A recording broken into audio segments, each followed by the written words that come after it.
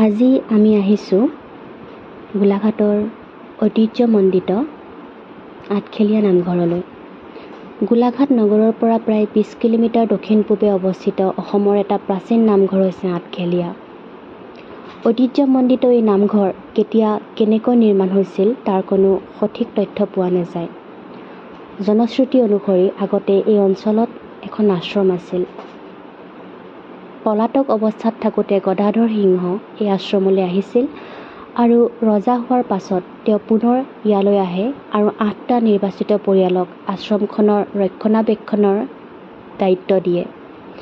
কালক্ৰমত এই 8টা পৰিয়ালৰ বংশ বৃদ্ধি হৈ একোটা কুৰিত পৰিণত হয়। এই 8টা কুৰিৰ সমষ্টিয়েই আঠকুৰিয়া আৰু আগলৈ আঠখেলীয়া হয়গৈ। আগতে আঠখেলীয়া এটা সৰু মন্দিৰহে আছিল। ঊনবিংশ শতিকাৰ 7ম দশকৰ পৰা এই মন্দিৰে আঠখেলীয়া নামঘৰ ৰূপে প্ৰসিদ্ধি লাভ কৰে।